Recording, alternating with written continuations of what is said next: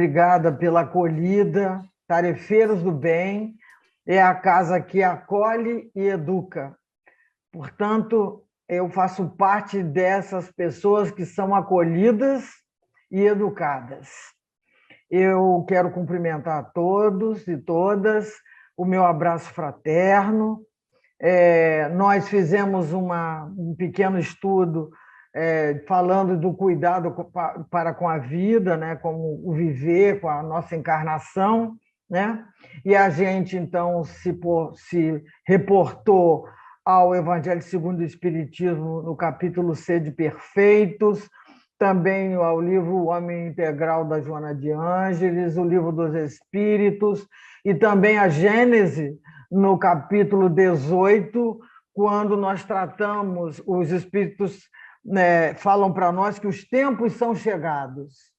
E aí, nós, para falarmos da vida, nós então fomos buscar na Joana de Ângeles essa ideia, esse conceito do homem integral, do ser integral, né?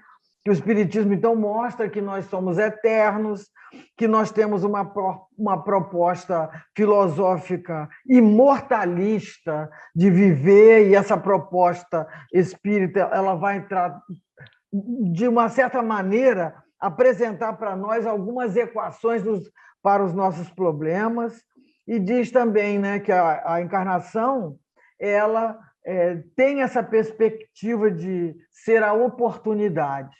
Esse ser integral é alguém que tem corpo, mente, espírito, alma, né, que é o espírito encarnado. Então, nós somos esse ser inteiro, né, que nós somos emoções, pensamentos, sentimentos.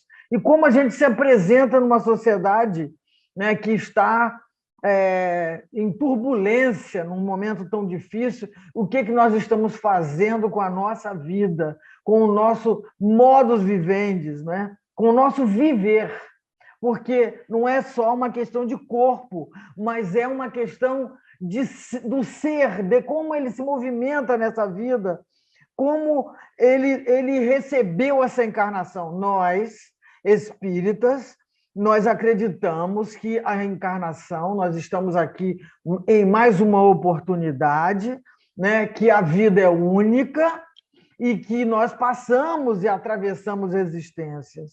E que essas reencarnações, nós nos utilizamos dela, passando muitas vezes por aqui, né, utilizando inúmeras passagens pela Terra, na condição de espírito encarnado para progredir. E aí vem uma questão que nós não ficamos na erraticidade quando desencarnamos, porque nós precisamos estar em ambiente entre pessoas com vibrações heterogêneas, pensamentos heterogêneos, porque é aqui que nós vamos contribuir e é aqui que os outros, que a sociedade, que a coletividade vai contribuir com o meu processo evolutivo. Então, nós estamos no heterogêneo, a reencarnação é para isso.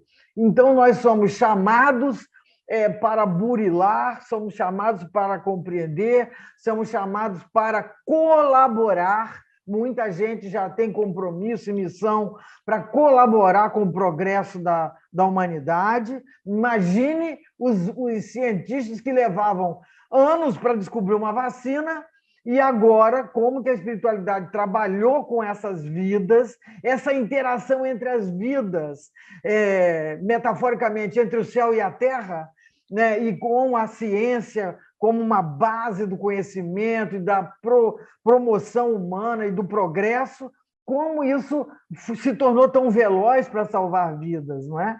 Então, qual é esse nosso olhar sobre essa oportunidade reencarnatória? Então, nós que somos espíritos, que, na verdade, experimentamos vários biótipos físicos, mas também sociais, nós entramos e somos submetidos a situações de dilema, de problema e também situações de oportunidade. Somos desafiados todo o tempo.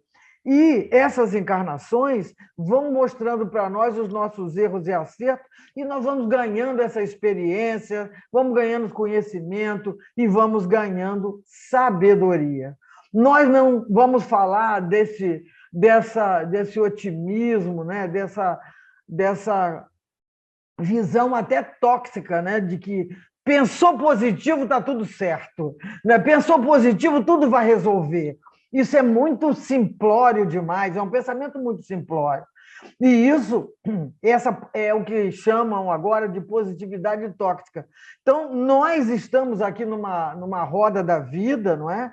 Com tantas diferenças e dores, todos temos os nossos testes para passar, não é? Mas o Leon Denis diz para nós que todas as almas que não puderam se libertar das influências terrestres, elas voltam, precisam reencarnar para trabalhar o seu melhoramento. Então, é isso que a gente está aqui, e a maioria está aqui para isso. E aí tem um pensamento do Sêneca que ele diz assim: enquanto estiver vivo, nunca pare de aprender a viver. Enquanto estiver vivo, nunca pare de aprender a viver. É essa visão, né? O que eu estou fazendo aqui, não é? O que eu faço com essa vida, com essa oportunidade? Já que nós somos reencarnacionistas e entendemos que a encarnação é uma oportunidade e que as nossas provações, Deus envia os seus mensageiros, ele envia todos aqueles que têm uma responsabilidade de organizar o tecido social, de contribuir com o equilíbrio, com a harmonia, com a fraternidade, de contribuir na construção de leis, de melhorar as relações interpessoais. O homem, com a ciência, com a sociologia, com a filosofia, com a educação, ele vai aprendendo como é qual é a parte dele em tudo isso. Então, nós não estamos dissociados. A nossa vida, esse cuidado conosco, não é uma coisa no trato individualista, porque nós falamos desse ser individual, mas acabamos de dizer, nós reencarnamos e é o heterogêneo, são as diferenças, é o coletivo que vai nos impulsionar. Nós somos seres sociais. Então, nós somos esse somatório dessas existências todas, que tivemos personalidades diferentes, né? Tivemos essas personas, essas aparências, essas tendências, e nós vamos construindo essa nossa realidade. Para que a gente está passando por isso? Né? Para que a gente tenha êxito, e a gente que é único, mas que nós estamos ligados, né, com todas as semelhanças, né, com todos os demais membros dessa imensa família humana. Né? Então, quem é esse indivíduo que nasceu, quem é esse indivíduo que vive em sociedade, quem é esse indivíduo que está caído aqui na Rua do Catete, onde eu moro, né? Quem são todas essas pessoas? Quais são as nossas responsabilidades? Quais são os cuidados que nós estamos tendo com a nossa encarnação, com a nossa individualidade, evidentemente, mas um ser saudável, um ser feliz, um ser equilibrado. Ele tem que contribuir com a sua saúde, com o seu equilíbrio para a harmonia dessa sociedade. E não é um dever de cidadão, é um dever de seres que convivem, de seres que estão em relacionamento com essa sociedade. Não é? É um dever moral, um dever social, um dever político, um dever religioso, né? Um dever cristão. Então, nós estamos... quando o Evangelho fala dos seres perfeitos, fala dessa possibilidade, dessa perfectibilidade nossa, mas o que é isso? É um trabalho de muitas encarnações, essa exigência, perdão, essa exigência também muito grande de perfeccionismo também não nos ajuda. Esse cuidado também precisamos ter, porque é o equilíbrio. Nós, se formos nos cobrarmos muito e a gente quer logo se transformar no espírito de luz, não vai ser agora, não é? Então, vai sofrer, porque vai ficar engessado. E é o primeiro estímulo, ou o primeiro teste vai desmontar, né? Porque nós, espontaneamente, nós vamos abrindo quem somos nós, né? Então, o capítulo que fala dessa nossa evolução e desse trabalho, desse cuidado que temos com a nossa encarnação, com a nossa vida, com o nosso viver, com as nossas relações, nós com a nossa consciência, com a espiritualidade que nos ajuda, com os nossos anjos guardiães, mas também com todo o coletivo que a gente convive. Então, o capítulo Sede Perfeito tem um item lá que fala do dever. Então, ele fala desse dever como essa obrigação moral que todo indivíduo tem, né, para consigo mesmo, primeiro, mas depois ele precisa ter esse compromisso para com os outros. O dever é uma lei da vida.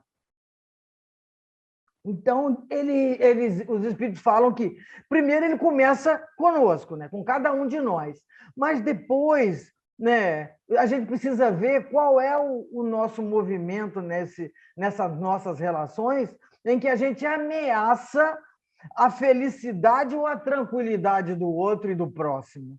E também estabelecer esses limites para com o outro, para que ele também não nos ameace, né? Isso também é um compromisso nós precisamos entender, né, o que nós estamos fazendo aqui. Tem uma outra expressão interessante, que é muito tratada com a Joana de Anjos, que ela diz, né, como a gente cuida desse ser integral, desse ser que evolui, desse espírito que sofre, que ama, que adoece, que se cura, desse espírito que trabalha, que progride, desse espírito que sofre, que está caído, desse espírito que tem medo de enfrentar a vida e desiste dela.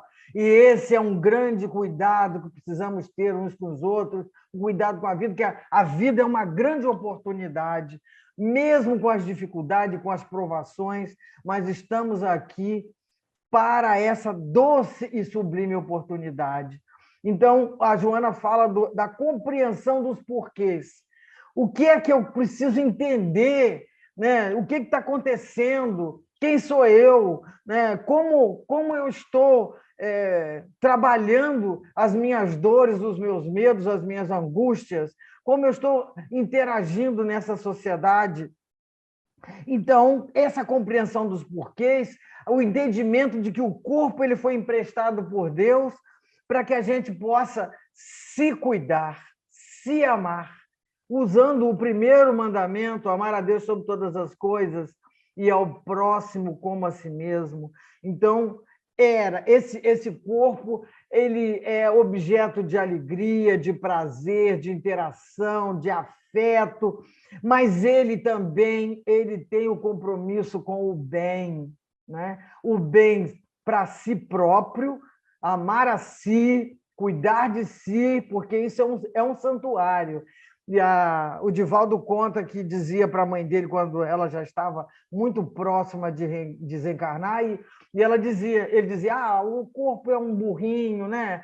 Que nos carregou durante todo esse tempo. Ele contava isso para a mãe. No dia que ela desencarnou, com a condição que ela já dispunha, ela sai do corpo, fica de pé e vira para o Divaldo e diz: vou agradecer ao burrinho, muito obrigada por ter me carregado, ter me conduzido.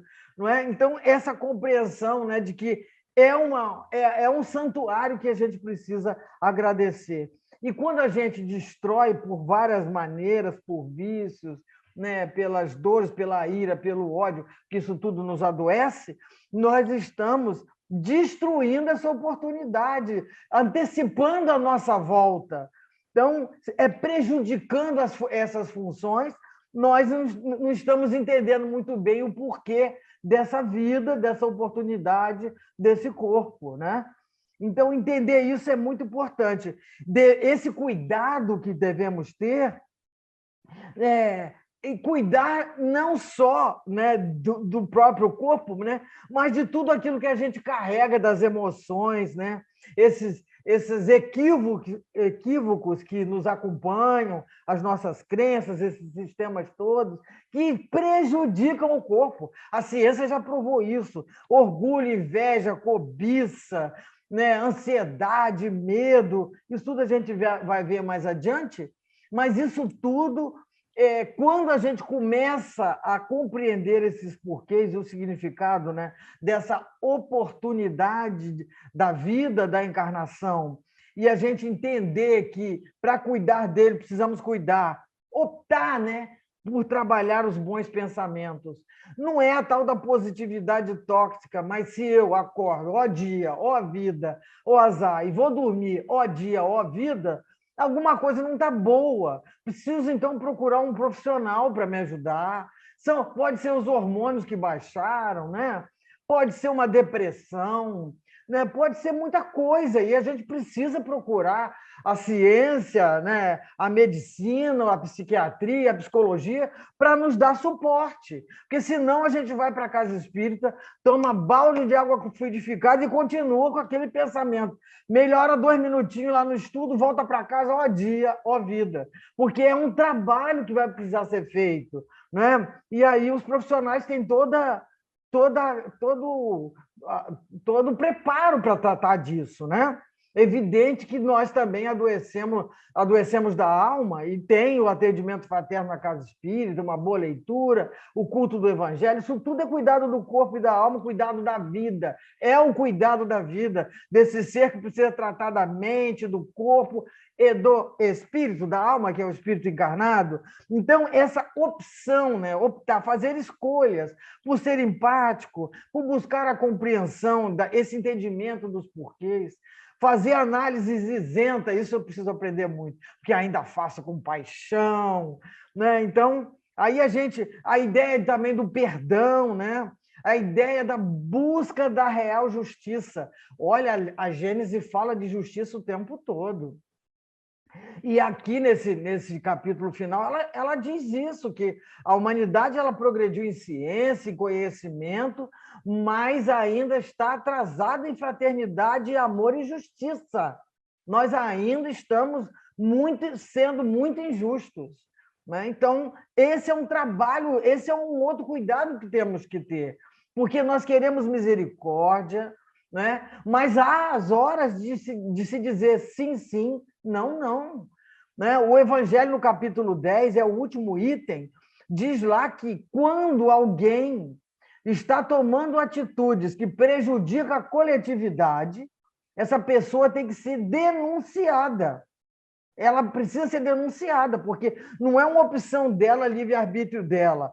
Ela está inferindo na felicidade, na saúde e na paz da coletividade. Então, é preciso fazer cessar isso. E nós todos não podemos nos omitir. Isso também é um cuidado com a vida. As leis também vieram para nos ajudar com isso. Imagina se alguém está agredindo um idoso na porta ao lado do meu apartamento e eu fico em silêncio porque é a vida do outro. Não, é a vida de um semelhante, de um ser que hoje o síndico tem que ser acionado e ele vai ter que chamar a força para fazer cessar isso. Isso também é um cuidado com a vida, não é? É um cuidado que precisamos fazer isso cessar. Então, a omissão é um grande perigo para nós. A gente precisa equilibrar isso. Imagina uma criança apanhando todo dia e nós ficamos aqui porque a educação... mas é na casa dela. Essa criança precisa de socorro. Tem lei para isso. Então, esse também é um cuidado com a vida, que é a vida do outro. Nós não estamos na coletividade, nós não estamos nesse arranjo reencarnatório. Então, quem tem condições, quem é um pacificador, precisa entrar em ação para recuperar essa paz, né? Então, isso também é um cuidado com a vida, não só com a nossa vida, né? Mas esse movimento ele é necessário. Outra coisa muito importante desse cuidado, né, que a gente falou da opção por bons pensamentos e pela empatia, mas também a espiritualidade fala para nós que a gente não deve abrir a porta à influenciação, porque isso também, pensamento conturbado, ad contínuo, nós vamos receber visitas indesejadas. Nós acreditamos que o mundo invisível está permanentemente em interação com o mundo visível. Que nós temos, que os nossos pensamentos estão conectados todo o tempo. Se nós sabemos disso, então nós estamos sujeitos a essas influências, não é? Tanto no sentido positivo, quando a gente pede a espiritualidade para nos socorrer, para nos acudir, né? E achei muito interessante que o André Trigueiro contando a revelação lá do produtor da Elza Soares, ela dizendo, eles chamaram a ambulância, porque ela disse, eu vou morrer. E aí alguém diz, então chama a ambulância. E aí ela diz, não, eles vieram me buscar. E aí as pessoas pensando que ela estava se referindo à ambulância, mas era a espiritualidade que estava chegando para buscá-la. Feliz de quem pode, né? Saber que está sendo, que chegou, porque de alguma mérito tem, né? Mérito para isso teve.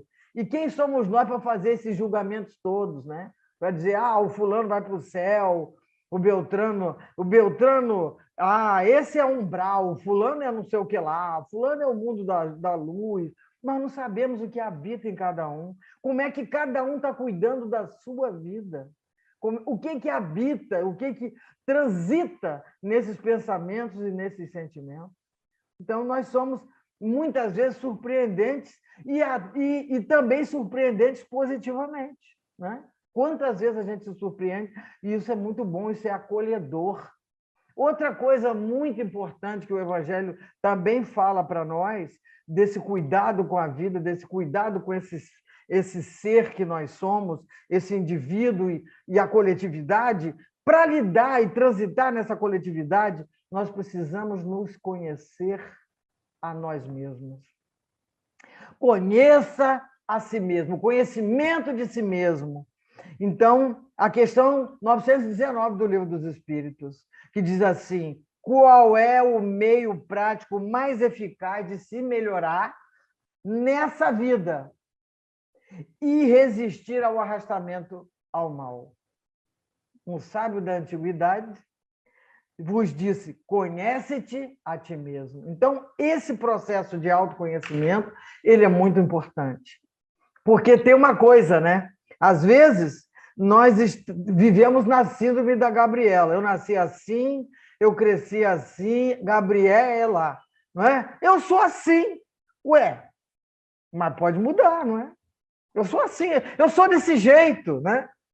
Então, o que é que nós estamos fazendo com esse conhecimento? Quando não estamos dando conta disso, essa avaliação, né? E o Santo Agostinho diz também, né, que como é que a gente sabe, como é que a gente examina a consciência, como é que a gente sabe que a gente está se cuidando melhor, que a gente está se amando mais, que nós estamos mais pacificados, que nós estamos contribuindo com o nosso coletivo familiar, com o nosso coletivo do condomínio, com o nosso coletivo da sociedade, com o coletivo do trabalho, na sociedade, na religião. Como é que a gente sabe que nosso proceder, o nosso cuidado está dentro desse conhecimento a si mesmo? Como é que sabe?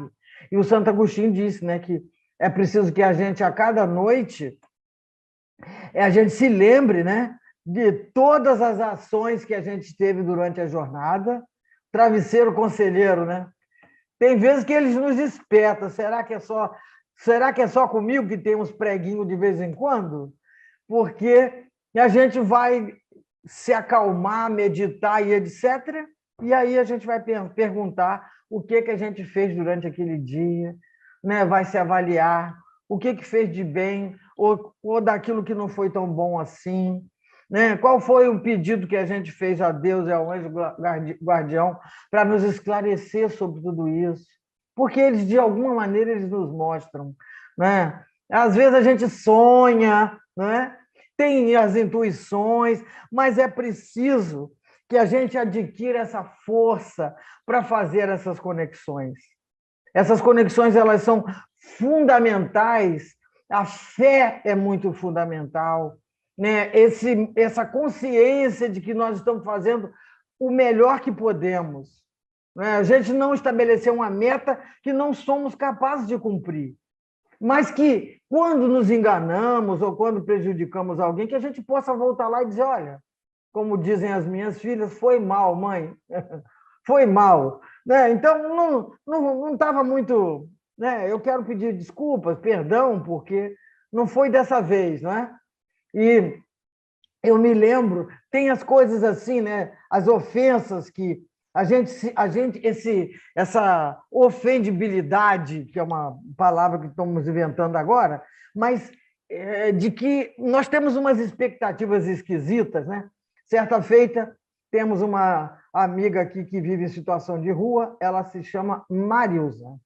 A Marilza, ela tem, eu já falei dela algumas vezes, a Marilza tem umas características assim muito interessantes, que ela trouxe, ela viveu uma grande tragédia na vida dela quando adolescente e foi morar na rua e nunca mais se recuperou, já tem um pouco mais de dificuldade, inclusive emocionais e tudo. Mas ela tem um padrão moral rígido, muito rígido. E aí um dia estava chovendo muito, eu fiquei assim, meu Deus, ela está embrulhada num plástico. Não sou boazinha, não. Eu só estou contando a história. Aí eu voltei aqui em casa, peguei um cobertorzinho, voltei lá, aí eu disse, com licença, boa noite. Aí ela diz assim, eu por acaso te pedi alguma coisa? Volta com o seu cobertor. Eu não te pedi nada. Aí eu fiquei tão chateada com aquilo. E aí, quer dizer, o atraso era meu, né? Ela não pediu mesmo, mas é aquilo, a gente ficar chateado porque a gente não entende qual é o momento daquela pessoa e etc. Mas aconteceram muitas outras coisas interessantes, tipo, à medida que depois ela foi se afinizando, e um dia ela disse para mim, você pode tomar conta dos meus saquinhos aqui, que eu vou ali na fila comprar um sanduíche, que é a hora do meu jantar? Eu fiquei tomando conta dos sacos dela. E aí ela demorava. Eu falei, meu Deus, eu tomando conta dos sacos. E aí eu falei, será que... a gente fica pensando um monte de coisa, né? Aí quando ela voltou, eu falei, puxa, eu demorei muito, porque tinha uma fila para comprar o sanduíche, mas o sanduíche lá é muito saboroso, não sei o quê. E ela tem essas coisas. Aí a última experiência com a Marilza foi a seguinte, ela diz assim, eu preciso de R$ 3. Eu falei, só tenho 5. Ela, mas então eu não quero, porque eu quero completar para comprar água, porque eu estou com muita sede. Eu falei, mas eu vou ali comprar água para você. Não, eu tenho um dinheirinho aqui, eu só preciso de R$ 3. Aí eu dei os R$ 5 para ela, e ela falou, a senhora aceita troco? Eu peguei o troco de R$ 2, aí eu falei assim, gente, passa alguém do Ceará agora, me vê tirando R$ 2 da bolsa, para pensar o quê, né? Que eu tô tomando dinheiro da pessoa que está com dificuldade, né? Mas aí aquilo para ela foi uma coisa, entende? Que eu entendi que ela só precisava de R$ 3. Então, como cada um cuida, né? Tem os seus avanços, né? Ela tem esse campo da honestidade impressionantemente consolidado, né? Muito consolidado. E isso é lição para todo dia. Isso é lição para todo dia. Kardec fala para nós uma coisa muito importante com relação a esse cuidado, porque a gente está falando da alma, das emoções, da moral, das relações e etc. Mas isso tudo é a nossa vida. É a nossa vida, né? É o nosso modo de viver. E a doutrina é um roteiro para esses cuidados. O Kardec, então, diz para nós que o egoísmo, o orgulho, a vaidade, a ambição, a cupidez, o ódio, a inveja, o ciúme, a maledicência são para a alma ervas venenosas e que é preciso cada dia arrancar uma dessas hastes para viver melhor, para ter saúde, para que, ainda usando, ele diz que o antídoto é a caridade e a humildade, para que a gente, então, usando da caridade e da humildade, faça-se saúde em nós, né? Faça-se saúde mental, emocional, física e espiritual. Meu ponto de sofrer no corpo é o estômago. Então, todas as vezes que ele dói, eu já sei. Tem né? Tem desarmonia no pedaço. Então, nós vimos também, ainda tratando do Kardec, falando dessa perspectiva de paz e de usar o antídoto da caridade e da humildade.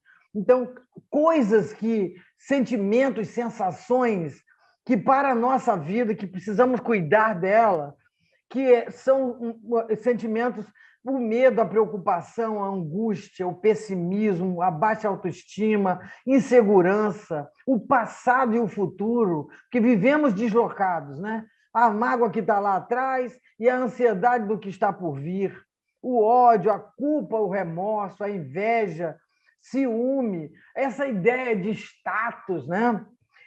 Que tem muita gente assim prisioneira desse negócio. Então, o que é que estamos fazendo dessa vida, né? Expectativas irreais, a gente espera do outro e até de nós mesmos quando não nos conhecemos, porque ignoramos absolutamente quem somos, não nos conhecemos. Então, esse medo que, como símbolo de prudência, ele é muito importante, e a gente ensina isso para os filhos, não pode subir na janela, não põe o dedo na tomada, e etc, etc. Mas a ideia esse medo como prudência, ele é ideal para preservar, para nos preservar. Né? É o instinto de preservação, de conservação. Mas, quando a gente começa com medo de tudo, esse medo irracional que nos paralisa, isso aí, que a gente fica em alerta constante, isso é muito perigoso. Ele atrapalha a nossa fé, ele nos adoece e ele vira doença mesmo, que a gente precisa tratar, né? A preocupação que entra aí, né?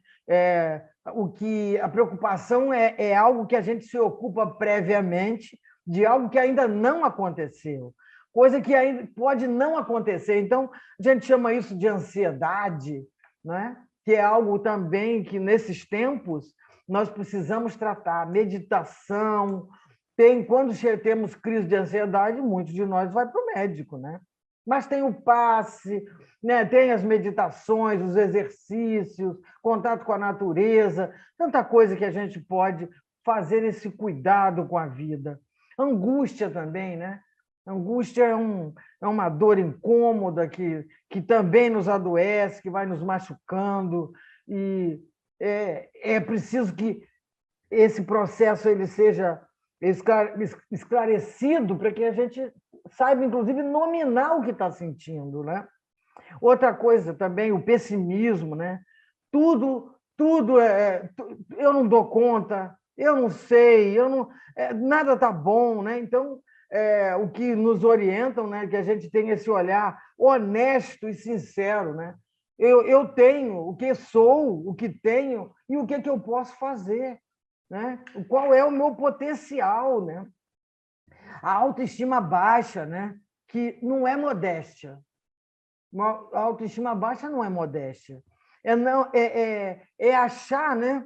Que não conta com aquilo que é seu, com o seu potencial, né? Com o seu talento, né? Não conta com a beleza de que cada um é. Né? Agora mesmo eu falei da Marisa. A Marisa tem um valor incrível, né? E ela, quando a gente sai, ela fica, que o Senhor Jesus proteja, dê saúde às suas filhas. Ela vai. Então, são valores, são patrimônios que ela tem, né? E todos nós temos. Né? Outra questão importante, né? A insegurança, também nesses tempos, né? Esse cuidado, né? E é incrível, eu demorei muito para passar e viver uma coisa tipo, se der errado, deu. A gente corrige. Mas isso foi muito difícil. Eu ficava sem dormir depois que deu errado. Né? E aí, essa ideia de que deu errado, deu, a gente corrige e a gente aprendeu, isso significa maturidade. Porque se isso ficar nos... Como é que é a nossa fé? Se a gente é inseguro demais, nossa conexão com a espiritualidade não está prejudicada, não é? Ela está prejudicada. Então, vou tomar o remédio. Eu vou tomar esse remédio aqui, mas vou tomar esse chá, mas eu acho que isso não serve para nada. Eu não acredito nisso, né? Então a gente fica meio que, né, meio folha voando, né? Outra coisa também que tira a nossa paz, tira a nossa saúde, prejudica a nossa vida, a nossa harmonia, é esse passado que nós ficamos revivendo. O passado é uma experiência que nos serve de alerta ou de alegria. Porque quanta coisa boa também a gente já viveu no passado. Mas a gente não pode ficar preso a uma alegria que estava lá e que ela agora não pode acontecer.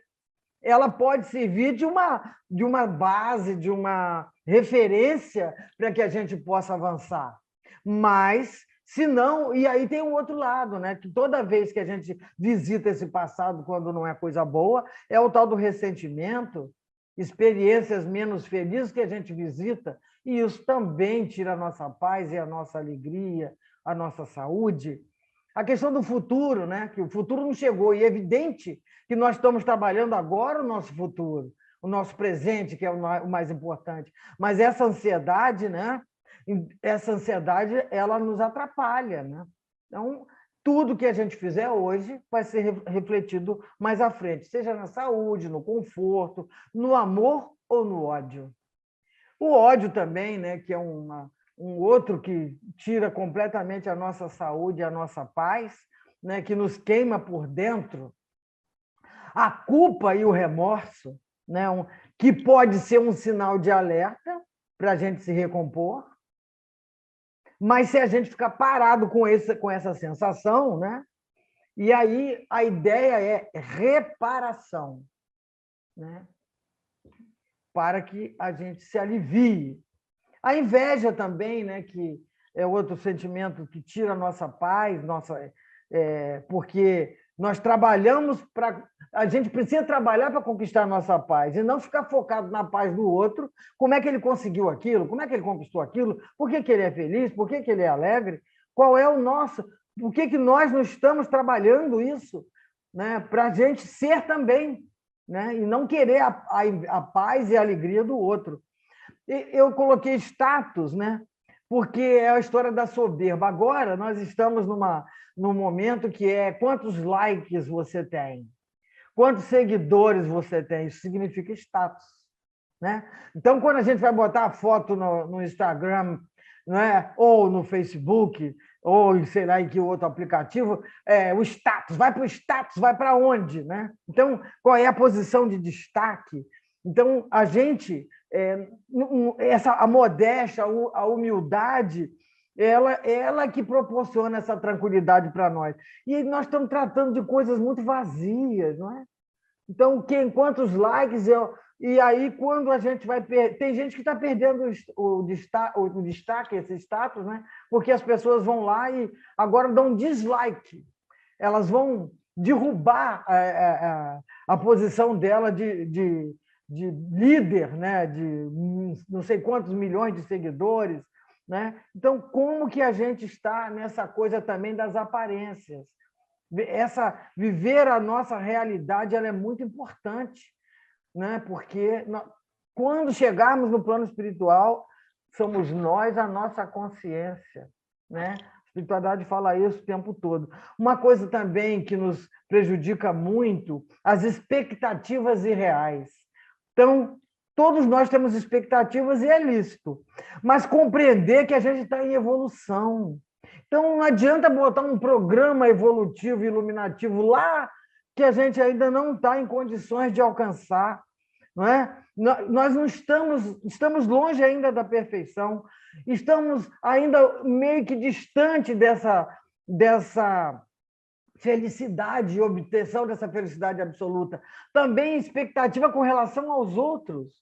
A gente idealiza alguém, o comportamento dessa pessoa, né? A gente fantasia ela, e aí quando a realidade vem, nossa expectativa, né? É uma decepção enorme. Não? Então, como é que a gente está cuidando disso? Como é que é esse cuidado, né?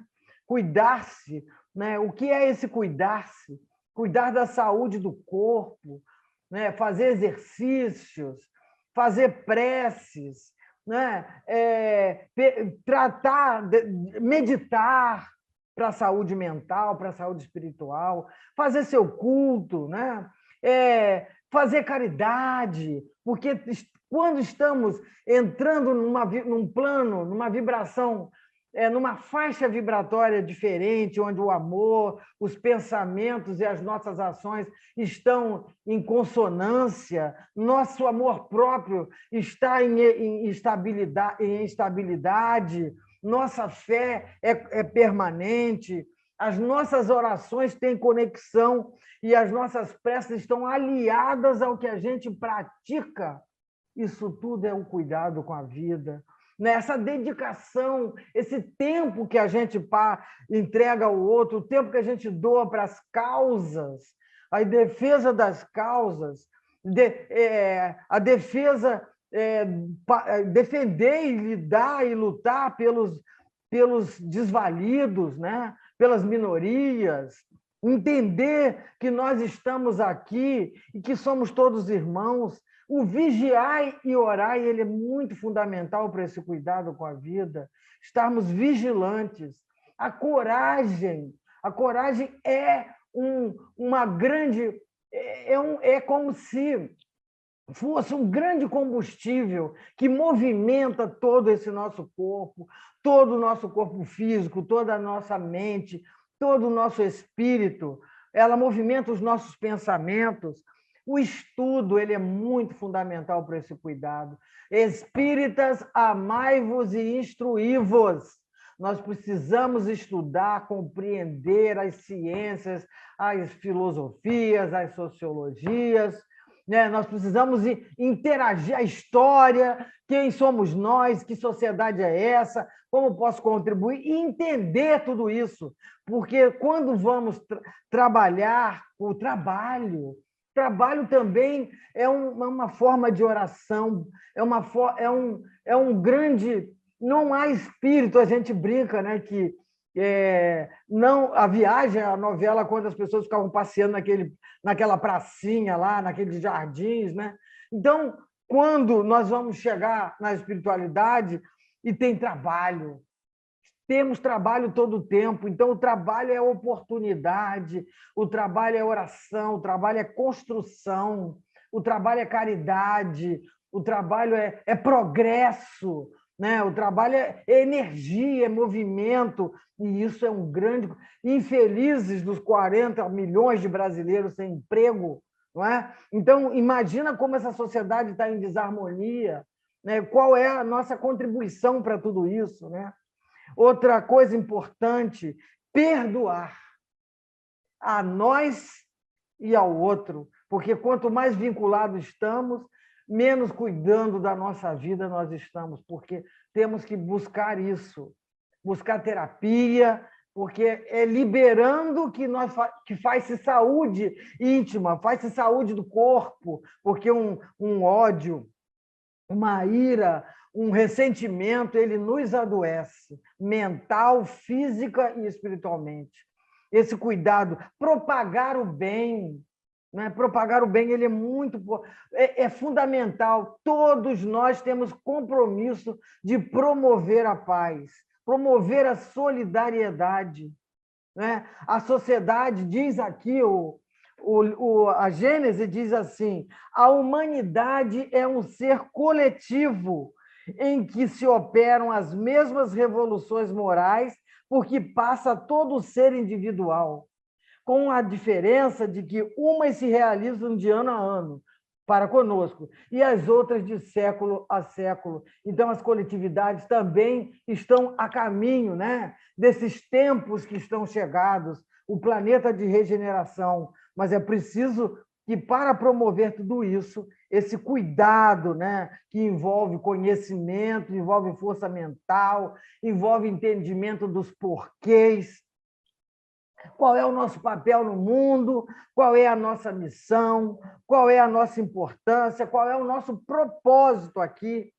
Então, que a gente seja grato, né? Que não há felicidade sem que haja movimento, sem que haja colaboração, sem que haja fraternidade. Estou vivo, o que Deus quer de mim? E, para fechar, nós vamos falar, o Leon Denis faz uma, uma celebração, uma louvação que ele diz: por toda parte vejo irradiar a bondade, o amor e a justiça. Ó meu Deus, ó meu Pai, fonte de toda sabedoria, de todo amor, Espírito Supremo, cujo nome é luz, eu te ofereço meus louvores, minhas aspirações. Que elas subam até a ti, qual perfume de flores, qual sobe para o céu os odores inebriantes dos bosques. Ajuda-me a avançar na senda sagrada do conhecimento para uma compreensão mais alta de tuas leis, a fim de que se desenvolva em mim mais simpatia, mais amor pela grande família humana. E assim, nós encerramos. Eu agradeço a oportunidade e agradeço a Deus por me dar vida, saúde, né? E que a gente possa seguir nessa casa que acolhe, consola e educa. Muito obrigada.